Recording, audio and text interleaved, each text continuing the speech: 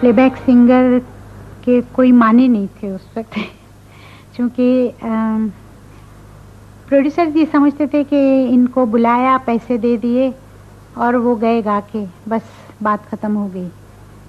क्योंकि आपने देखा होगा शायद महल का जो मेरा रिकॉर्ड है उस पर कामिनी नाम है, मतलब जो पर्दे पे मधुबाला का नाम था वो नाम है।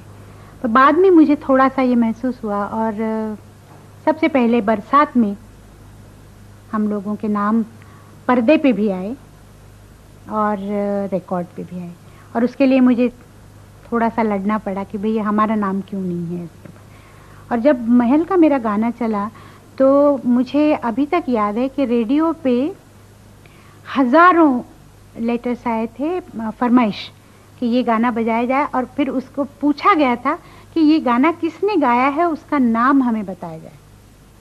तो HMV में फिर लोगों ने फ़ोन किया, रेडियो वाले ने फ़ोन करके कहा कि भाई ऐसे ऐसे हमारे पास आया है। फिर उन्होंने कहा कि ये लता मंगेशकर का गाना है, और वो रेडियो पे अनाउंस किया गया था कि ये लता मंगेशकर ने गाया है। जी, उनकी ड्रामा कंपनी थी और वो खुद क्लासिकल सिंगर थे और ग्वालियर घराने के वो शिष्य थे। और हमारे घर में म्यूज़िक तो दिन रात चलता था क्योंकि वो गाते थे, इस वजह से।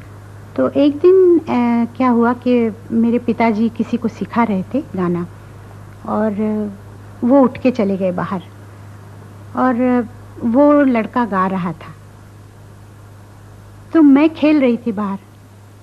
तो मुझे ऐसा लगा कि ये कुछ ठीक नहीं गा रहा है, इसलिए मैं अंदर गई और मैंने कहा ये ऐसा नहीं ऐसा है, गा के मैंने बताया। तो पीछे से मेरे पिताजी आ गए और उन्होंने सुन के उन्होंने मेरी मदर को बुला के कहा कि देखो हमारे घर में तो एक अच्छा गवैया है, हमने कभी ध्यान ही नहीं दिया। तो मुझे दूसरे दिन उन्होंने उठाया और सुबह 6 बजे कहा कि तानपुरा लो और गाने के लिए बैठो। और वो दिन था जो मैंने उनसे गाना सीखना शुरू किया।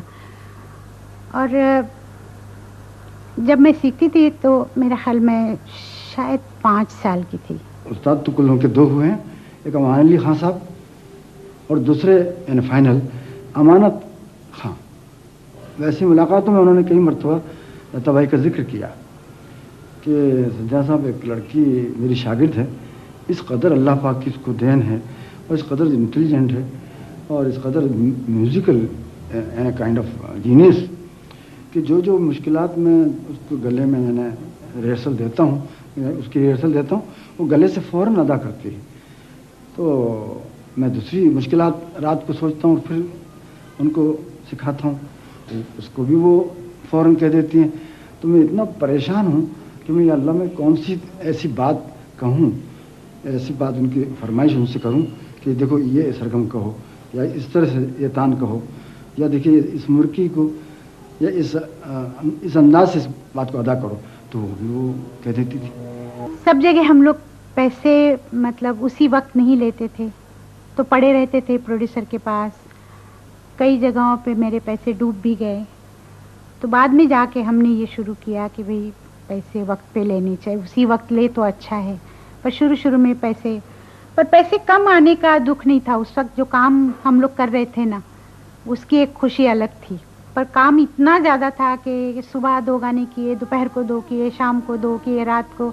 तो सुबह निकले, रात के 3-4 बजे घर आए, उस वक्त खाना खाया, फिर सुबह 6 बजे उठ के तैयार होके रिकॉर्डिंग पे जाना है, तो फिर अपना ट्रेन पकड़ के जाते थे इधर से उधर। क्योंकि एक तो क्लासिकल म्यूज़िक का ज़्यादा ये था घर में, और मेरे पिताजी बड़े कंजर्वेटिव थे। हमारे कपड़े या पाउडर नहीं लगाना या मतलब मेकअप नहीं करना, इधर नहीं जाना उधर नहीं जाना, ये बहुत उनमें था। और उस मतलब वो वक्त भी ऐसा ही था ना, आज से 60-70 साल पहले मतलब जो भी लोग रहते थे वैसे। और हमारे घर में मतलब मेरी माँ भी वो 9 गज साड़ी पहनती थी और घर में मतलब बड़ा ही पुराना ये था, ढंग था सब।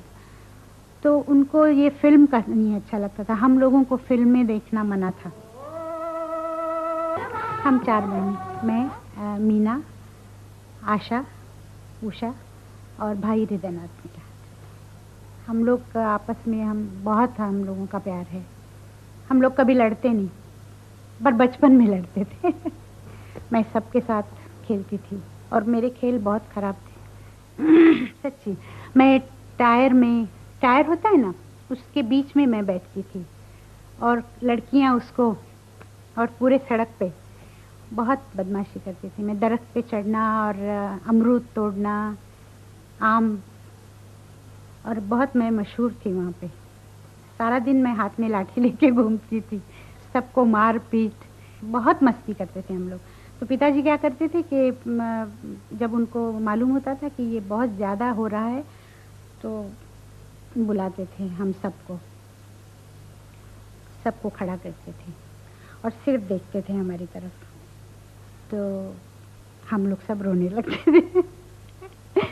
तो मुझे पूछते थे, समझ गई मैंने क्यों बुलाया था? हम लोग कहते थे हाँ समझ गए, अच्छा जाओ अब। बस इतना हमारे लिए था। मार तो पड़ी है माँ से, बहुत मारती थी पकड़ के, और उसके हाथ में ना काफ़ी सोने के सब ये होते थे कंगन, और ये सब हमारे जो मराठी लोग पहनते हैं ना, पाटली और गोट, और ऐसे बहुत भारी भारी होता है। तो वो जब यूं आके पीठ पे पड़ता था ना, तो मैं तो यूं बैठ जाती थी। एक दिन मेरी माँ ने कहा, नौकरानी को कहा कि जाके ज़रा साबुन ले आ दुआनी का। तो वो वापस आया, कहने लगी ये दुआनी झूठी है, वो ले नहीं रहा है। तो मैं जानती थी उस दुकानदार को, उसका नाम चिलिया था। तो मैंने कहा ला, मैं लाती हूँ, और मैं भाग के गई और उसको कहा चिला सौंप दो। उसने कहा अच्छा, उसने दिया। तो मेरे पिताजी का बहुत नाम था और वहाँ बहुत लोग जानते थे। तो मैंने कहा देख ये पैसे डाल रही हूँ। उसकी पेटी में मैंने पैसे डाल दिए, तो वो झूठे थे। तो डाल के और मैं साबुन लेके घर आई। मैंने कहा देख मैं लेके आई। तो मेरे पिताजी ने सुना, मैंने कैसे लेके आई तुम? तो मैं चुप हो गई। तो मेरी माँ ने कहा बता कैसे लेके आई? मैंने कहा वो मैं डाल के आई वहाँ पैसे। कहने झूठे थे? हाँ। अच्छा, कहने ये दुआने ले जा और उसकी माफ़ी मांग, और ये पैसे उसको दे के आ। तो फिर तो ख़त्म हो गया किस्सा। मैंने तो बैठ के रोना शुरू किया। मैंने कहा मैं तो नहीं जाऊंगी, अब इतना बड़ा ये करके आई हूँ मैं तूफान, और अब जाके मैं माफ़ी मांगू? मैं कहा मैं तो नहीं जाने वाली हूँ। मेरे पिताजी ने कहा नहीं तुमको जाना पड़ेगा। मृत्यु के बाद मेरे ख्याल से 1 महीने के अंदर फिर मैंने नौकरी की, और सबसे पहले मैंने नवयुग में, फिर तो फिल्म के सिवा कोई और चारा नहीं था। वहाँ मैंने 3 महीने का मेरा कॉन्ट्रैक्ट था। फिल्म में काम किया, छोटा सा रोल था, मुझे अच्छा नहीं लगा। मेकअप, और फिर वहाँ जाना, फिर लाइट्स, लोगों का ये कहना वो कहना, फिर ये डायलॉग वो डायलॉग। और जिस दिन मैंने प्लेबैक शुरू किया उस दिन मैंने भगवान के सामने हाथ जोड़ के कहा, मैं कहा अब मैं फिल्म में काम कभी नहीं करूँगी। तब मैंने काफ़ी गाने गाए। आमिर भाई कर्नाटकी के साथ वो गाना मेरा बहुत चला था, गोरे गोरे वो बाके छोरे।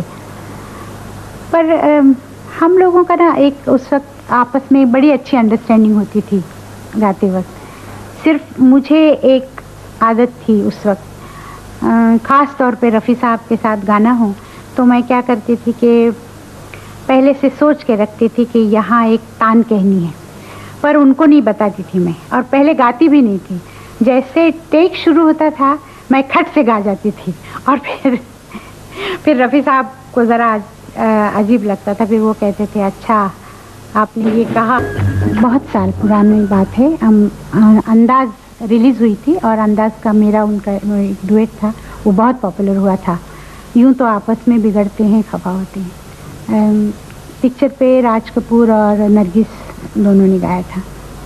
हम लोग स्टेज पे गा रहे थे और बड़ा अच्छा गाना, मतलब लोग बहुत इससे सुन रहे थे, और गाते गाते उनका लास्ट अंतरा आता था कि ऐसे ना देखा करो तुम सबकी तरफ हंस हंस कर, ऐसे कुछ स्टार्ट था, और आगे लाइन आती थी कि लोग ऐसी ही अदाओं पे फिदा होते हैं।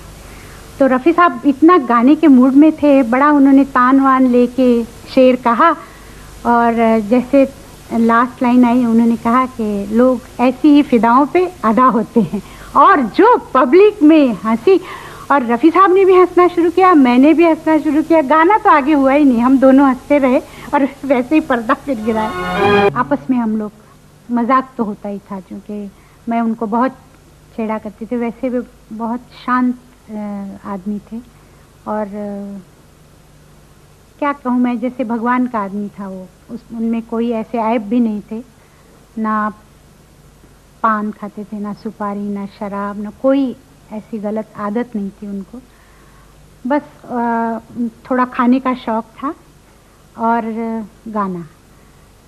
तो मैंने उनके साथ बहुत सारे डुएट्स गाए, और कोई उनके मेरे डुएट इतने अच्छे हैं जो आज भी सुनने के बाद अच्छा लगता है। और ना वैसी आवाज़ आई, ना मुझे लगता और 100 साल में आएगी।